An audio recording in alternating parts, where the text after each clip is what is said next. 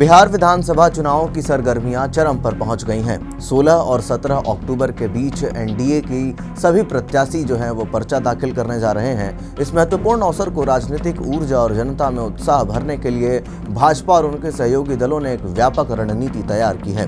इस रणनीति के केंद्र में गृह मंत्री अमित शाह हैं, जो बिहार में 3 दिनों तक कैंप करेंगे और राज्य में नामांकन सभाओं का नेतृत्व करेंगे।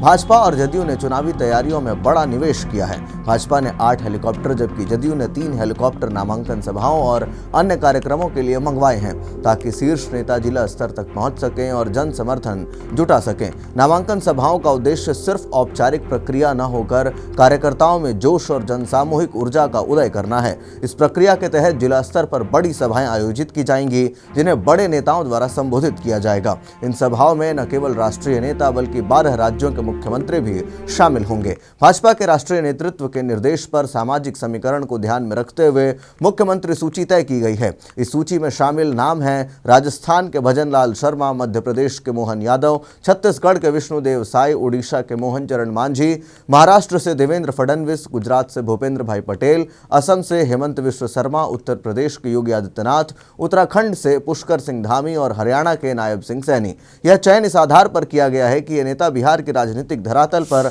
प्रभावी संवाद स्थापित कर सकें और जातीय सामाजिक समीकरणों को साध सकें। आगे नामांकन प्रक्रियाओं को सुचारू और विधिसम्मत ढंग से संपन्न कराने के लिए भाजपा ने 150 वकीलों का एक पैनल गठित किया है।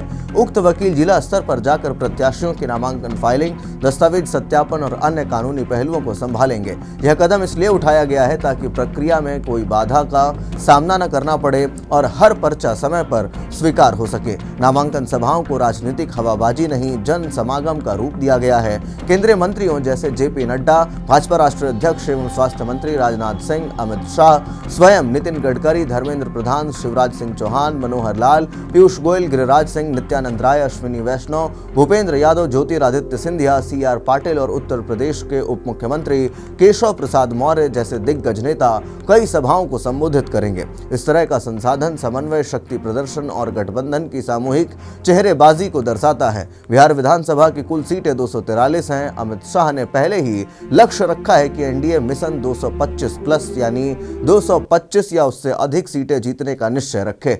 इसके तहत बूथ स्तर पर प्रत्येक वोटर तक पहुंचने और कमजोर बूथों को मजबूत करने की विस्तृत योजना बनाई गई है। इस बीच एनडीए के अधिकांश हिस्सेदारों ने सीट बंटवारे पर सहमति जताई है।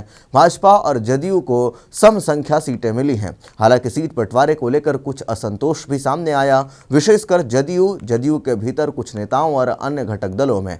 इस दांव पेच के बीच अमित शाह ने ऑल इज वेल की मनोवैज्ञानिक रणनीति अपनाई, ताकि गठबंधन में पनप रही हलचल को शांत किया जा सके। राजनीतिक विश्लेषकों के अनुसार यह 3 दिवसीय कैंप और नामांकन रैलियां केवल घोषणाओं का मंच नहीं, बल्कि गठबंधन की एकता, समर्थन जुटाने और भाजपा की केंद्रीय नेतृत्व का सक्रिय भूमिका जो दिखाने का एक अवसर है। और केवल जनसभा तक ये सीमित नहीं है, बल्कि यह एक रणनीतिक नोड है जहां बूथ स्तर की लड़ाई की रूपरेखा तय होगी। इस आयोजन को सफल साबित करने के लिए आदर्श मौसम, सुरक्षा व्यवस्था, यातायात प्रबंध और संवाद की समृद्ध व्यवस्था अनिवार्य है। हेलीकॉप्टरों के उपयोग से लॉजिस्टिक सहायता मिलेगी, लेकिन समय पर लैंडिंग, फ्लाइट, बल और मौसम और जिला प्रशासन की सहयोगशीलता इस योजना की सफलता निर्धारित करेगी। यदि कार्यक्रम सुचारू और भव्य तरीके से संपन्न हो गया तो यह एनडीए को कार्यकर्ताओं के बीच आत्मविश्वास देगा और विपक्षी दलों पर जनाधार में बढ़त बना सकता है। दूसरी ओर यदि किसी स्थल पर आयोजन बाधित हो जाए, सुरक्षा हालात बिगड़ जाएं या फिर आयोजनों में दिक्कतें आएं, तो यह विपक्ष के लिए मोर्चा खोलने का अवसर भी बन सकता है। इसलिए हर परिसंघ, बूथ मानचित्र, वितरित सामग्री और वक्ताओं के लॉजिस्टिक्स पर विशेष ध्यान दिया जाना चाहिए।